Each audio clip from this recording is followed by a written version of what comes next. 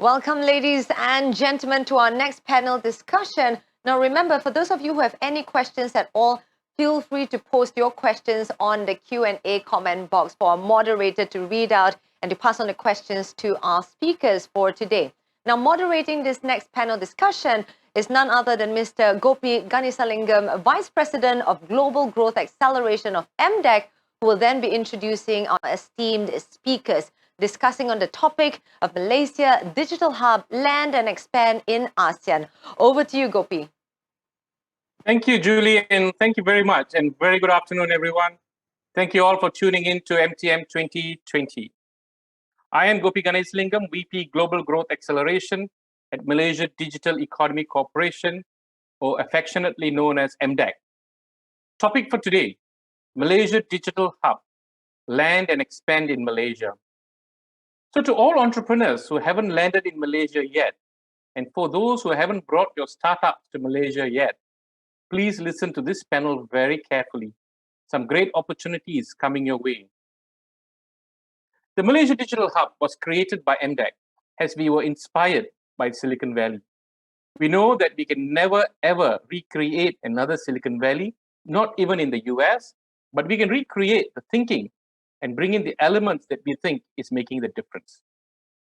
We figured the right elements or ingredients would be, number one, entrepreneurs, corporates, government-run agencies who understand the fundamentals of a thriving ecosystem, have sound knowledge of the co-working business, and can make or manage holistic stakeholder engagements, both public and private sectors. A MDH must partner a technology partner because startups rely on technology to build their platforms. Number three, very important, money. An important element to scale companies must be part of an MDH. Hence, it can be in the form of a VC network that the operator can bring to the table, or connect to MDEC's VC and funding network, or possibly both. Fourth, it's also about lifestyle. So an MDH needs to have a conducive, a friendly, a fun place for talent to mingle, and socially and for professional reasons. Hence, mentorship could be optimized. And finally, if you can get all these elements together, this will automatically attract talent. Not just professional talent, but entrepreneurship talent. We know that talent builds talent. Hence, to further build out talent, MDEC has also introduced the Malaysian Tech Entrepreneur Pass, MTAP. MTAP was designed to attract foreign entrepreneurship to come to Malaysia to build their tech startups here and use Malaysia as a springboard to ASEAN and the global markets. As we all know, ASEAN is one of the fastest growing internet economies in the world, and Malaysia offers a very competitive landscape for tech startups in terms of connectivity into the region, talent, language or languages, lifestyle, affordable and beautiful homes, international schools, the greatest food, and very importantly, operating costs for your business that are reasonable, which is very important for startups to start raising funds as they grow or as they scale up. All these add to why Malaysia is the heart of digital ASEAN. To date, we have a total of 166 MTAP recipients from all over the world, who are mostly based in Malaysia Digital Hubs. So MDEC, we started with 7 hubs about 2 years ago, and we are happy to note that that's grown to 20 today. We have a pipeline of more hubs covering Penang, Johor Bahru, Kuching, Kota Kinabalu, and then extending that to the east coast of the peninsula. So ladies and gentlemen, let us understand what it takes to run a Malaysia Digital Hub. And why are these hub owners investing more money in this business? Today, I'm very lucky to have a very distinguished panel for owners and operators of such hubs.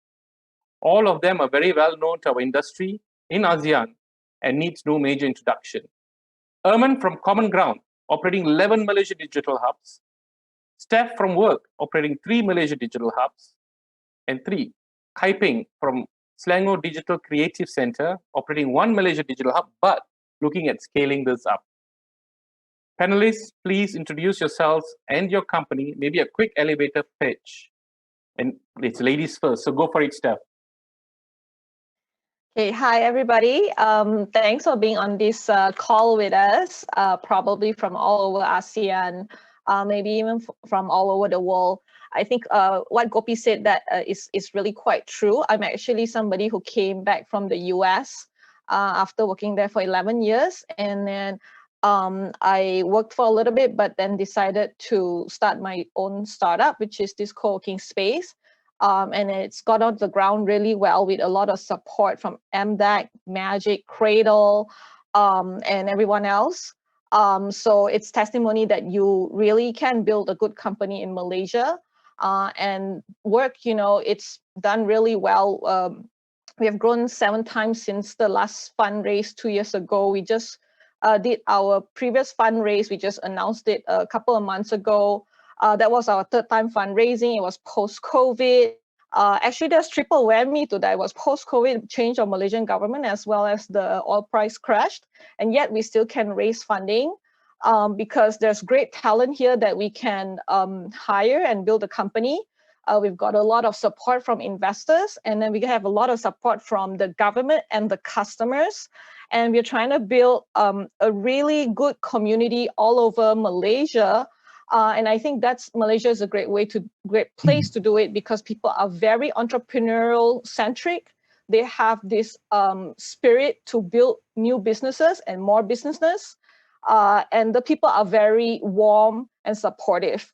So I think that is the formula for success. If you want to do something sustainably and well, the heart also has to be there. And Malaysia definitely has that heart. And WORQ as a community has encompassed that and brought a lot of changes and positive growth to the startup ecosystem, as well as companies, workers of all kinds.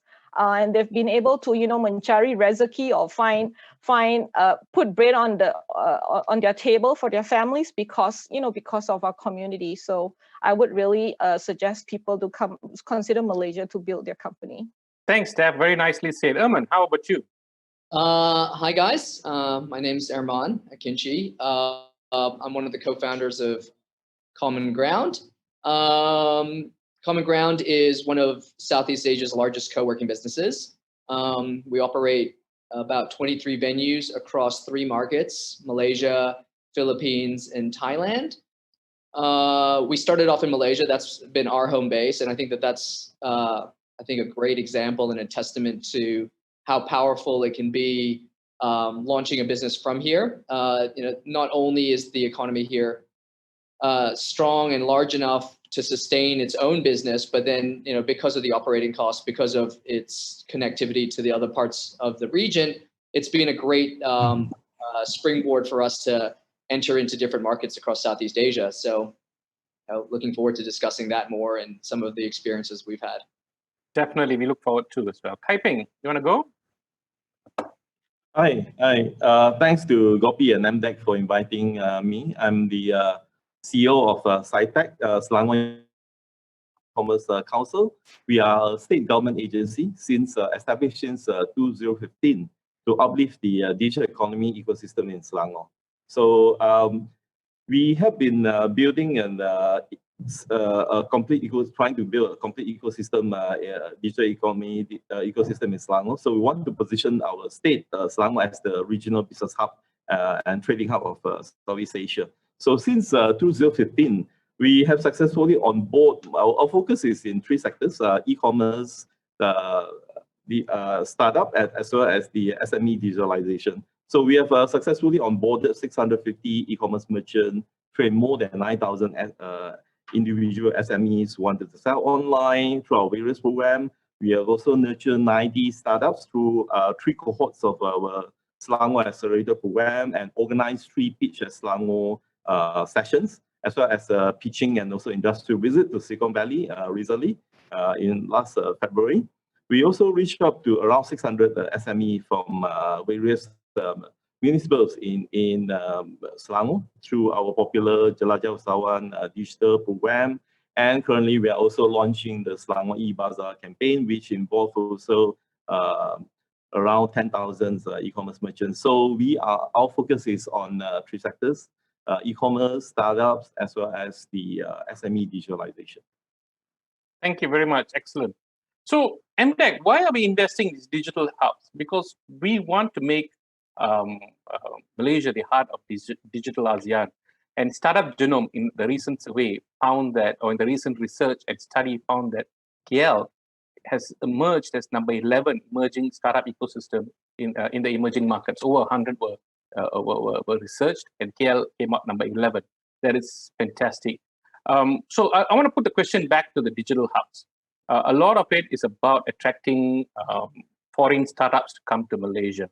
So it's an FDI play from the government, but it's business for the hubs. It's talent as well for the government. It's creating opportunities, creating income. So Erman, we'll start with you since you have the largest network of digital hubs. What is your strategy or your play in attracting these digital hubs to come to Malaysia as a soft landing zone? Well, I mean, I think that there's two parts to that. One is that I think we're pretty fortunate in the sense, Malaysia has already done a tremendous amount in creating an environment that's pretty conducive for startups and launching a business. I mean, not only, is there a huge amount of economic stability and economic opportunity, but then the infrastructure is very strong. The ease of doing business is high ease. So that makes it an easy pitch already. And then our part to that, what we tend to find is really effective when we talk to people entering the market is offering them a very easy, straightforward, flexible structure and to come into Malaysia. When you enter a market, there's a lot of uncertainty, there's a lot of planning, and you don't really know how things are going to go. And having that level of ease and flexibility, I think, has been a huge benefit and a huge bonus when we're talking to people entering the market. You just put yourself into that mindset. You're going in, you're getting familiar with the market. You don't know how the political system works. You don't know how the government systems work. The networking, all of that structure, it's very daunting. So if you have that ability to enter in easily with one person, you can set up quickly, it's flexible. So as things change, you can move things around. That has been a really big seller for us. And that's what we've been trying to provide for people entering the market and looking to start up in Malaysia. So there's been attraction for the MTAP program as well, coming in from Common Ground? Yeah, I think that it's probably one of the more interesting parts of what you guys are doing at MDEC. Being able to attract talent. At the end of the day, I think to operate anything successfully, the first thing you got to be able to do is be frank and objective about the strengths and weaknesses of the situation. And I think that a lot of people have this tendency to try to lean to one side or the other, but I think you need to be objective about what you're good at and what you're bad at, and then address things kind of one step at a time. And I think when you look at sort of the whole situation through that lens, talent is a huge part of building a digital ecosystem, and being able to pull in talent at sort of the top end and the bottom end of the spectrum is probably one of the smartest strategies in, I think, trying to build an economic network and environment. And so we've seen that really well received.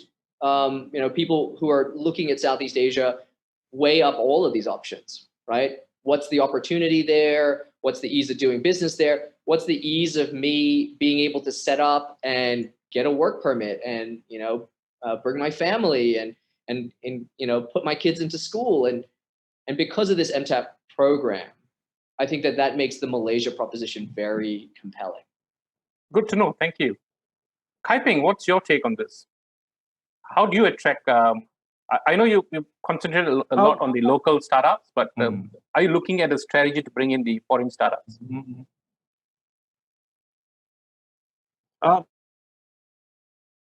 Foreign startup. Actually, for the past 5 years, I think we landed around 40 foreign startups, and some of them has grown. into some of the quite major companies in Southeast Asia, even to Indonesia and stuff like that. Could you name some of these companies? It'd be good for the audience to know. A few digital the marketing company from Taiwan, from China, and including I think Tattoo and number of that. Who is doing very well. I think the Tattoo recently came out with a statement. They actually grew 7 times in Malaysia and also Indonesia. Also, I think a few cosmetic company from Taiwan and Taiwan/Korean or Japan. So they came to us because I think I think the specialty of SITEC is that actually we do have a lot of events. So we go out, including overseas trips and stuff like that, because we are a government agency. So we work closely with the state government as well to to try to pull in the foreign investor. So we are quite well known in some of the places that we're constantly going, especially in East Asia. So I think that the key thing is I think MDEC has done a good job because I think early on when the foreign startups came to Malaysia, they were having a lot of nitty-gritty problems, like they want to open up a bank account, to even came to us for I have to vouch for them to open a bank account, but that was 5 years ago. But afterwards, I think all gone very smooth. There's no more that kind of problem. I think the lifestyle issues like a permit and everything, I think I think in policy wise we have done very well. So the key thing is the connectivity. How do we connect them to the local business? Like so this is how we play our role, because we work with a lot of the local e-commerce merchant and also SMEs. So a lot of these startups are the technology service provider, TSP. So they would able to provide their new services to all this growing SME who want to traditional SME who want to start to sell online, to digitalize their system, and also the e-commerce seller, because they want to go overseas, so they need to engage in the fulfillment support overseas. They want to sell overseas, and also other services like like the popular eKYC kind of thing is going to be one of the key services, I believe, besides the payment gateway. So I think we'll need a lot of foreign talent and also to work with the local to actually grow the market. Excellent. So your strategy is to basically go out there, market it, and bring the candidates home.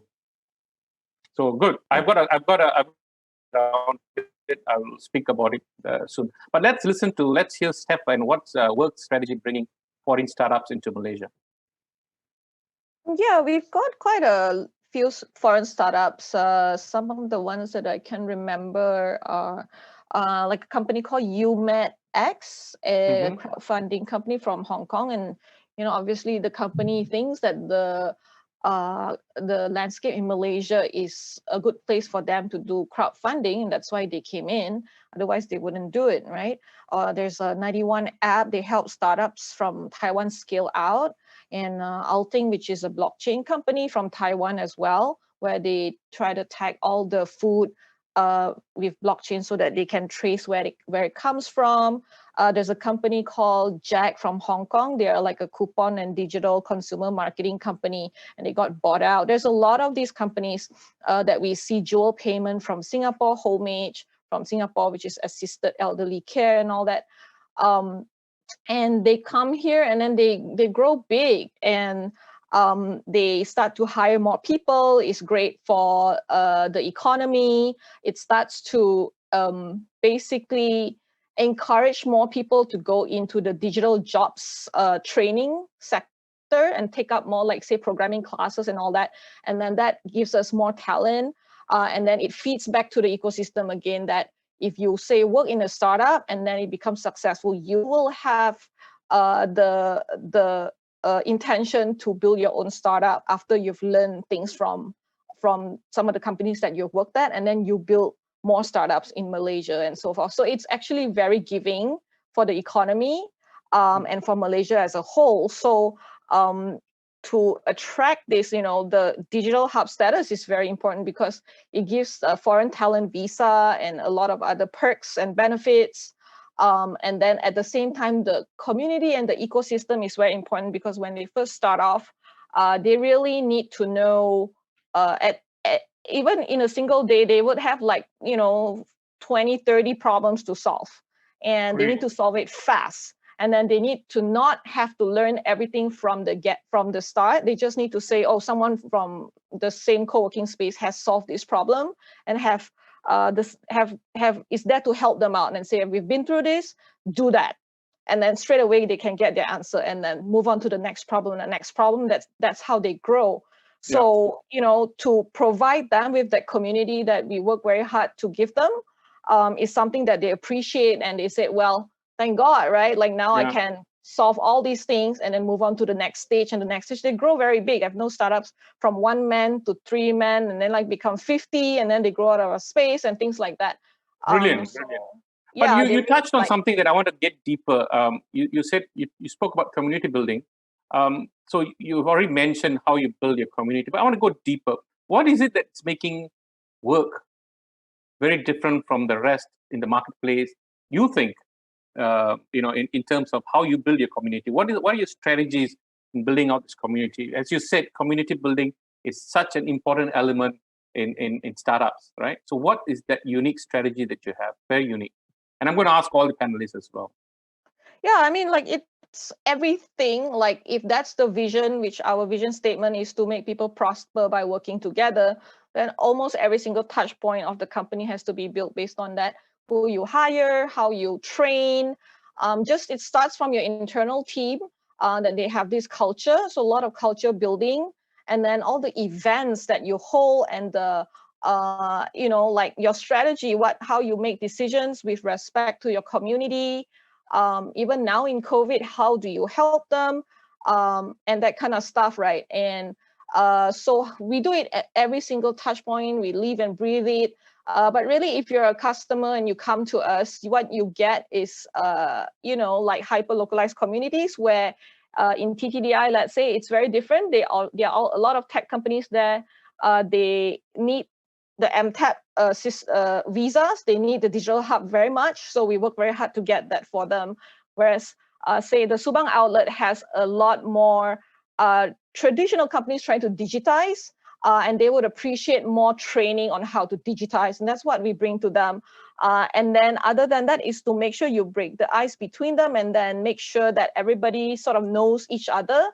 And we have like very specific events, like our network party, where you go and there's an assisted networking event, and then you're grouped into groups of 10, and then you tell your community, your group leader, who's a community manager, like what are the connections you're looking for, and they go around all the groups asking if they have those connections that you want, and come back with. So you get it very targeted, connections that you need immediately. And when you need the answers, someone is there to answer it for you, or to help you, or even do the work for you free of charge a lot of times, and then you just solve your problem immediately. So that's how you want to solve these community problems for people, and then just make them more and more like able to execute. Good. Kaiping, I know you've got a great community. I just want to tell the audience out there, it's a very difficult question, because all these guys who are running these digital hubs have got excellent community building. Excellent. In fact, when you walk in, you feel as though you're walking into a party. But Kaiping, what's your differentiator? Yeah, I think we are not focusing on the physical space, but actually we have so many programs going on the whole year, from the micro SME to SME, and also even the overseas trip, talking to people wanted to startups, wanted to invest, come into Malaysia. So I think the keywords is ours unique selling USP is basically that we are connecting everybody. So we want to connect the startups who have the technology ability with the SME, and also the merchants who are going to use their services. I think that's the key thing. We help them to grow their business, and also in parallel with the state government's vision to make the state as a smart state in 2015. So there are a lot of hardware and as well as the software upgrading is happening. I think that's where we play the role of a bridge And then I think the key things for Digital Hub in Malaysia is only one word, is connectivity. We want to connect everybody, from state government, from the micro SME, and also to the latest technology. And when we're talking about latest technology, like eKYC, like the and all these things, these are actually growing. It has a lot of market demand actually. So how do we apply all this as if they are black tech or like future tech? But actually in real life it can be, and then it is very useful. So how do we popularize and how do we commercialize that? I think this is where the SITEC play a role in terms of that. Very good. Erman, what's your unique or what's your secret recipe in bringing people together? Yeah, look, I think what the guy said is spot on. It's really about creating two things when it comes to how we view community. One is obviously the softer side, the experience-based stuff. Coming into a space that you enjoy and that you feel a part of, and that you're excited to walk into every morning is a big part of that. And that's probably a little bit more art than science. So, like what Steph was saying about sort of how you ingrain that into your operations and into your teams is a big part. But I think what we also found was that there's a practical side to community. And to do that is a little bit more science. And what we found kind of early on in our journey was that as we got to scale, it was harder to do that manually. There's so many connections and so many link ups that your members need that to do it manually is kind of an exercise in futility. So we started building software to allow us to do that. That software now is pretty well rolled out across our communities. We have machine learning algorithms that will match different businesses together, people looking for opportunities together. It could be anything as simple as sort of people looking to hire somebody, all the way to partnerships, mentoring.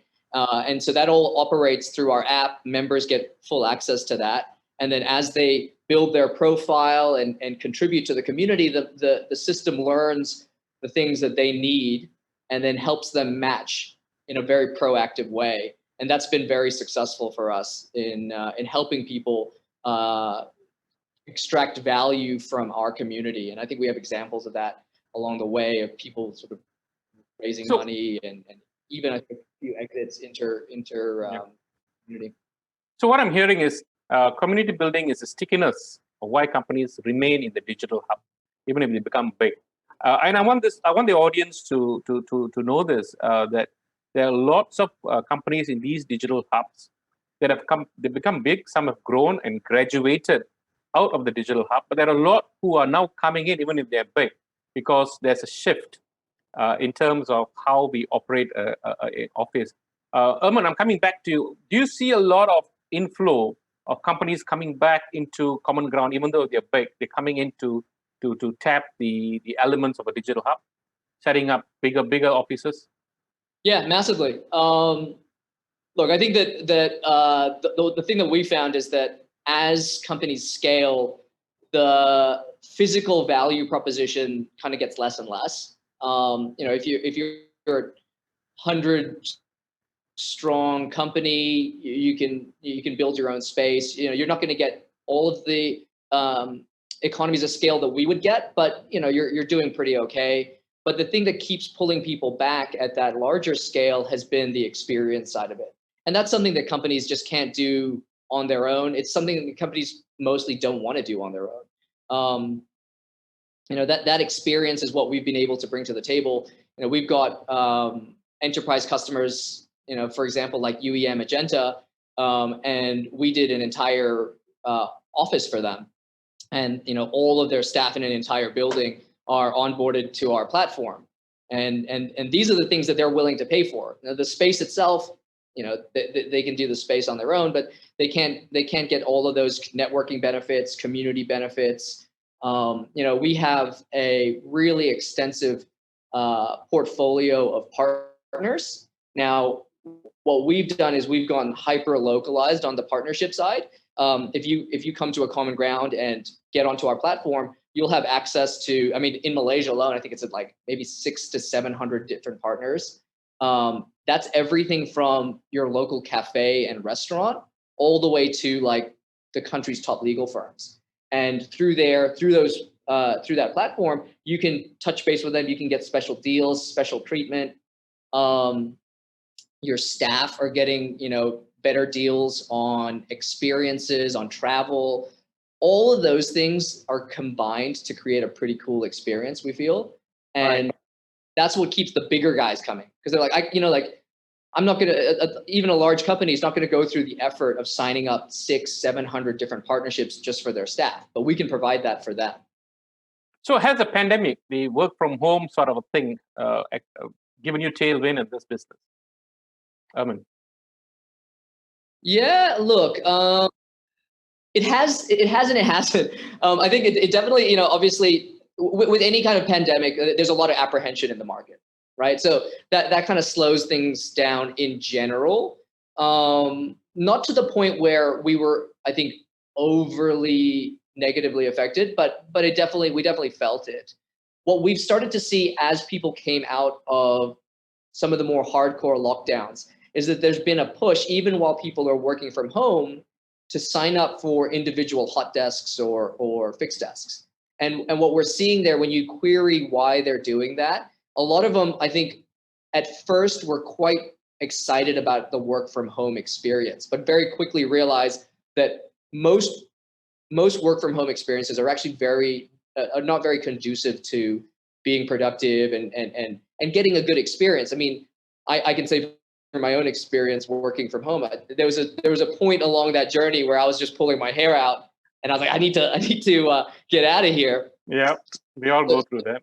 Yeah, and so that's definitely something that we saw quite extensively, and we're seeing that now. So like, a lot of single desks are going out a lot more than they were before. But the other thing that's really exciting about what we've seen is that a lot of our community engagement tools have been like really highly utilized during the pandemic, because we have a lot of these like community driving functions on our app where a small company can say set goals, set targets, employee of the month. They can set like a sales target, and then within that, people get allocated points, and then they try and achieve these together.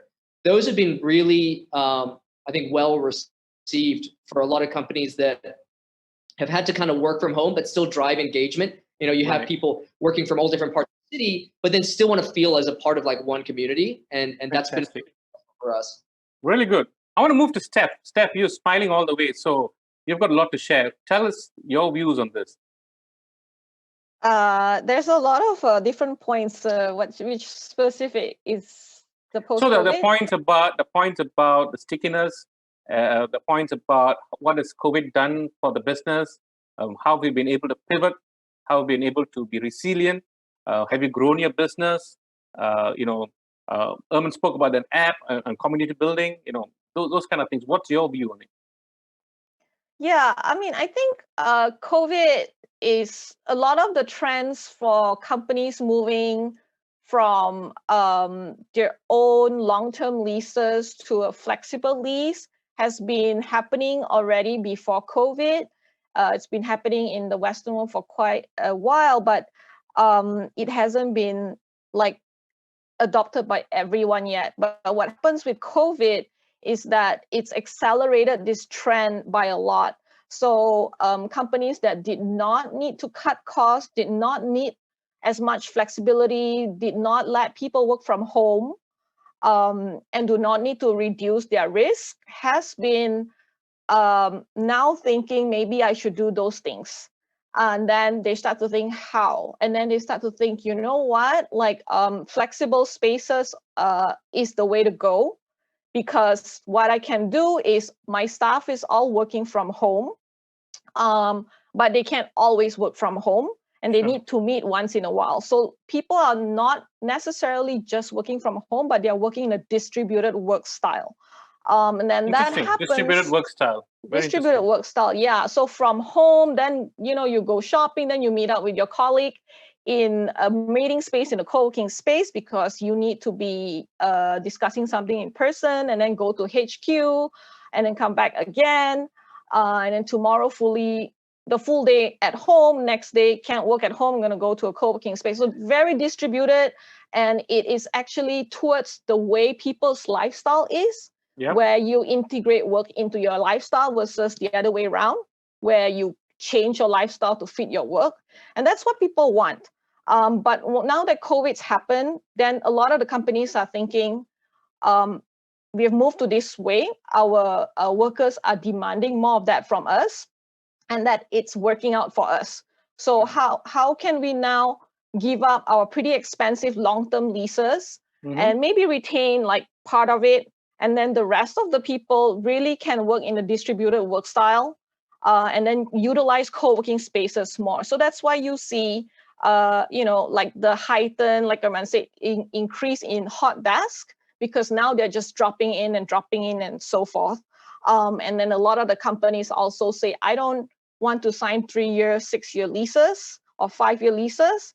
I'm just going to get something from the flexible office co-working space, where I can give it up a lot sooner, because I don't know, my manpower size may grow very fast, or I may need to downsize. So I need to be able to give up space as well, or take on new space quickly.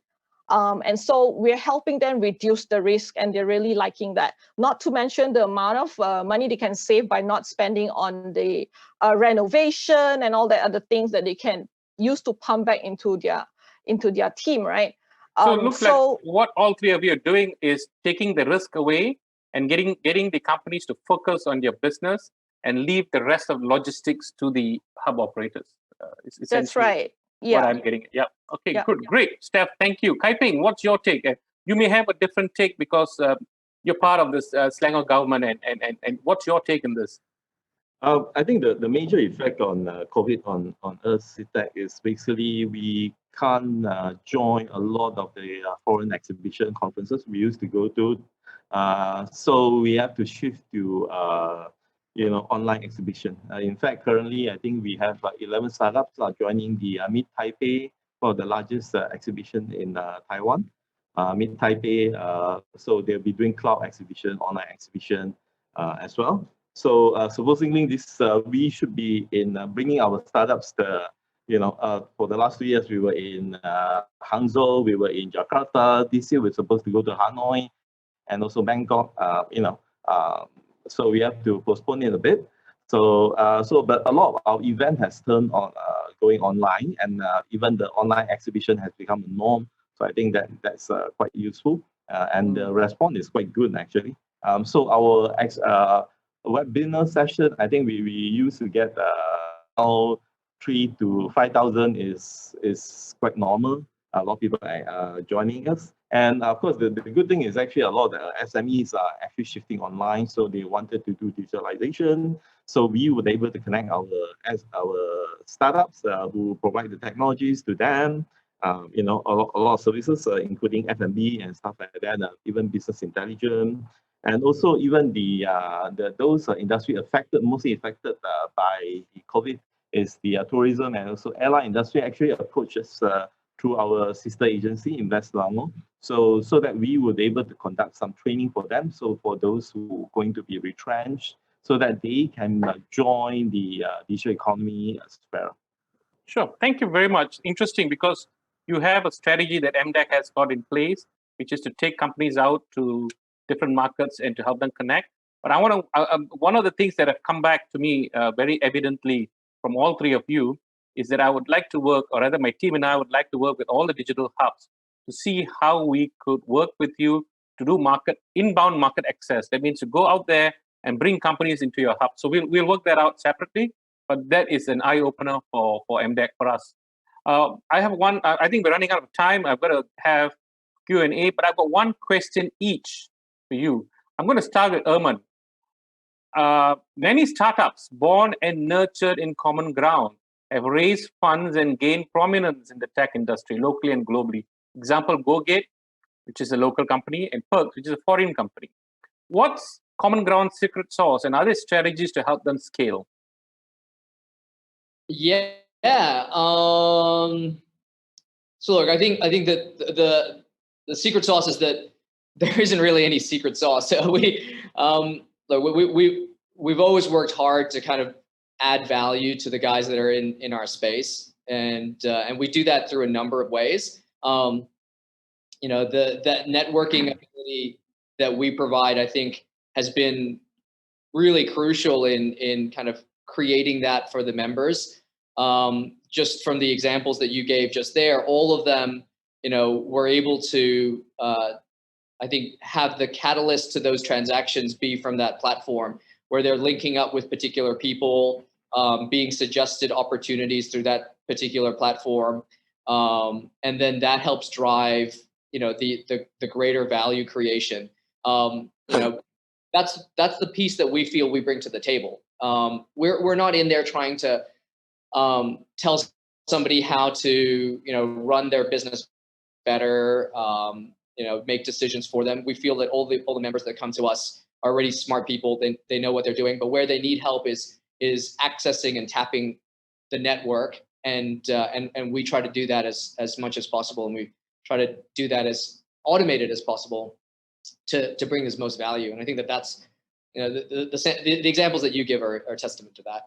Thank you. And Steph, I've got a question for you. We have heard of the Spark app created by WORQ, which is open for all startups locally and globally to stay connected and engage each other. When will this be launched? When will the app be launched? And how does Spark add greater value to your community, to everybody's community? Yeah, the Spark is actually a digital community manager. We have it's similar as if you have one of our community managers introduce you to who you need to know, and then ask your questions, get help from each other, and then find resources on the app. So you connect, you collaborate, and you look for opportunities on it. So it's called Spark, SPARQ. It's not, you don't have to be a Coworking Space member or paying customer to use it at all. And anywhere in the world that you are, you can connect with our wider community, so that, like we say, you find what you need at exactly the point that you need it to make all the decisions or to get all the help that you need throughout your whole day, so that your 1 minute of time becomes so much more productive. And the best thing is, in this way, you don't have to be a genius or an extremely smart person in order to tap into everyone's knowledge around you and become very successful, right? Like in the past, maybe only very like learned people can get very far or something like that. But now it's like, well, he knows something that I don't know because he's had 20 years in this industry, and I can just tap into that in 1 minute. So you're democratizing knowledge. So everybody has common knowledge, common mentors, common contacts. Knowledge, connections that I took like 20 years to build trust with someone, that if you need that trust and I pass the connection to you, then you can get that person as your connection as well. So it jumpstarts like the GDP of a country, it jumpstarts everyone's productivity, and you don't have to take so much time to learn and increase how good you are, but you can achieve just as much. So that's the thing that we're working on, and it has all the normal stuff like AI and gamification and all that other stuff in there.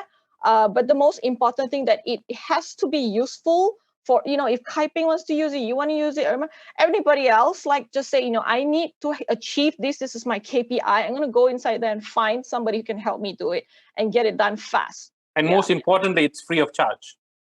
It's definitely free of charge, because, some things we want to give back to the community, right? Some things we can't because rent's expensive. But if we can give it back in this way, in the form of an app, we would really like to do so for, the world. Thanks. So thanks a lot, Steph. But coming to SDCC, Kaiping, your unique question from us is, from past accelerator programs, SDCC has unleashed many startups, namely Jom Parking and Pitotum.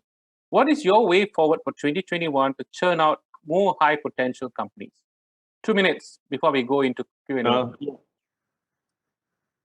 Okay, thanks, Gopi. I think our focus this year will be twofold. One is we are going to provide a business coach and also business advisor services, because most of startups are at the stage of early growth stage. So they are all around seed, pre-seed kind of level. So they need to grow from 10 to 100. So they are no more from 0 to 10. So they are having a hard time to grow, to scale. So we wanted to provide that services as well as experienced business coach services for free, which we learn from other private sectors agencies. So the other one is we want the last jigsaw, in our ecosystem is that the funding. So now with the state government announcing 100 million of innovation fund, so actually we are trying to build a public and also private partnership with a few VCs and also a few companies, public listed companies, together with the state government's fund together. So hopefully, we were able to come up with a mechanism, public-private partnership mechanism to support, to give more, funding opportunity for the early stage startups. And in fact, I think 7 or 8 our startups actually raised around 1.4 million or 1.5 million from the equity crowdfunding recently. So it's actually a good year for our startups. So I think now we need to give them a push to be able to move to seed stage, pre-A stage.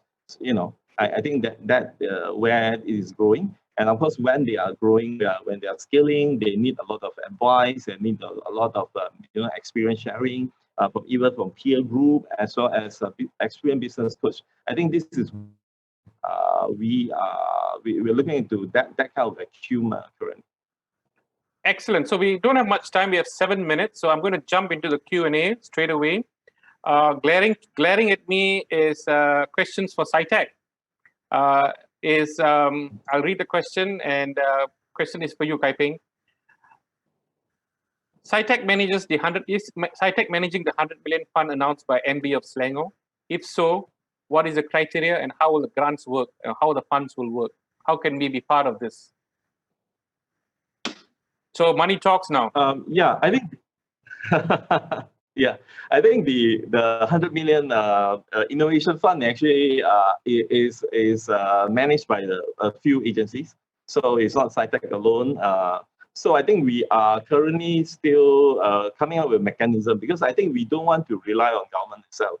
Because you look at that, 100 million is actually not that big. So we wanted to pull in together if there's a co-investment and also, so you're saying you'll take the 100 million and get co-investors to come in, maybe build a fund up to 200 or 300. Is that what you're saying? Yes. I think that this is where we're going, but I can't reveal too much because I think we're still working on the mechanism. So what is the timeline you're looking at? Expected timeline? I think hopefully by the late maybe third quarter we will know much more clearer, because it takes some process to the amount we need to adhere to all this governance and also compliance that we need to do.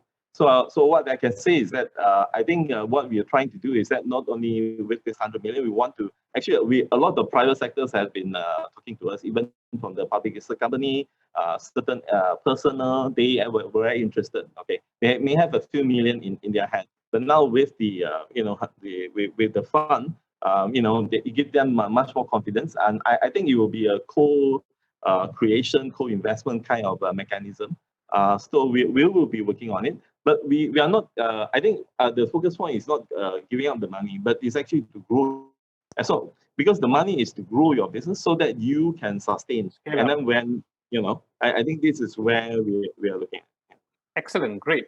So I've got questions for both Common Ground and WORQ, but I'm going to summarize it and also give you a chance to ask government what needs to be done. So what are the major challenges that you have as digital hub operators, and what if there is one ask from government, how can we help? Erman, go first. So challenges wise, I think what we found is I think are a number of sort of bureaucratic challenges working sort of with any government agency. I think this is a global thing. Right. That's nothing, I think, unique about the Malaysia experience. What is that one thing we can help you with? But I think that's just inherent.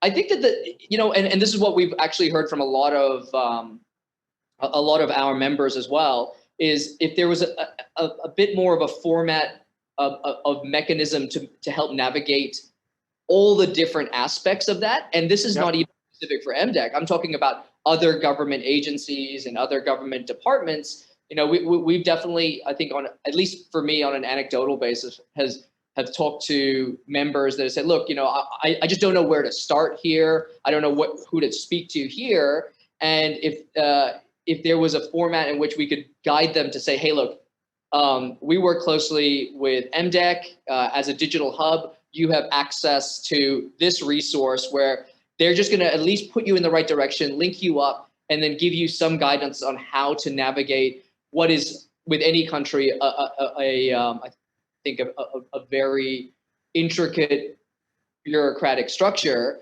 That would, I think, be very valuable to a lot of people. They would see a huge amount of value in that. Point taken. Thank you very much. Steph, Yeah, I mean, what's your ask? If there's one thing that we can help you with. Yeah, I think MDEC can be the middle, the conduit to bring together all the public sector to help us help the startups. So oftentimes you'll see MDEC, Cradle and Magic, giving a lot of help to all the companies that are in the digital hubs. But in order to rally all the other ministries to put in everything that they can, especially when a startup is on a scale-up stage, is what will take a lot of these startups into, unicorn status, and that will create a branding for Malaysia, that will create more startups coming in and more talent coming, and the whole thing would, like balloon. So I think the help given so far has been great. Like every time we make a phone call to MDEC, somebody replies so fast, they get everything that they need. But then, like you see this in Singapore where, they will almost descend upon like a startup that's, scale up stage and put everything possible. Like even in our own experience, we've been so successful, we're financially sound, the banks are giving us so much loans. It says that our risk is not very high, and yet we are growing and, we are making money, we're profitable. But the amount of descending upon an actual startup is only done by maybe MDEC and Cradle and Magic, whereas MDEC can probably pull together all the other ministries and just come down and say, this startup is looking like it's going to grow. So we're going to go all out. We're going to give branding support. We're going to give talent support. What do you need? Visas? What do you need? We're going to give it to you, and you're going to be the next Grab. Something like that. Noted. I hope all those high in government are listening to this conversation. Thank you. Last question that's coming to me. For MDEC, is there any target number or limit for your Malaysia Digital Hub certification? And is there an end game to the MDH program as to at which point do you think there's sufficient critical mass of nurturing hubs and local and foreign startups to benefit Malaysia's ecosystem? I have to say that we have 20 now, and in the total of 20, I'm talking about tech companies, we are touching base with only about 700. But to have a critical mass, we need 10,000 tech startups in this entire ecosystem of ours. So we are working very hard. We are scaling up. As I said, we have got 7 now. We've got 20. We had 7. We got 20 now. We want to scale that up. We want to touch different parts of the country. We want to touch different parts of the globe. We want to bring in many more startups into Malaysia, and we want to prove to the global markets that Malaysia is indeed the heart of digital ASEAN. With that, ladies and gentlemen, I also want to tell all our audience out there, you see a very friendly ecosystem. All our digital hubs, we work together. We have monthly meetings. We have fun together, and we exchange ideas. So, it's so nice to see competition coming together and to turn this ecosystem to be a very, very thriving ecosystem in the global markets. With that, ladies and gentlemen, we have exactly 1 hour. Thank you very much, panelists. It was a pleasure having you, and thank you, audience, for tuning in today. Take care. Thank you. Bye, Gopi, Kai Ping. Bye, Erman. Thank you very much to our dynamic thought leaders who unknowingly just, gave us so many things to think about, to digest, that we're going to take a very short break before we continue with the 4 panel discussions that's going to come on right after this break. Again, thank you to Mr. Gopi for moderating the session. Now, for those of you who do not know what's coming up next, we have Malaysia Tech Entrepreneur Pass, MTEP, Success in Malaysia. To view the entire program flow, just head on to our virtual platform. Of course, we welcome all of your questions, your feedbacks, your comments throughout the entire session. Once again, do take this time to network amongst peers. We have the meeting rooms and networking opportunities on our virtual platform as well. And we look forward to seeing you back here on this platform at 2 p.m. for the 4 panel discussions that will take place right after this. See you soon.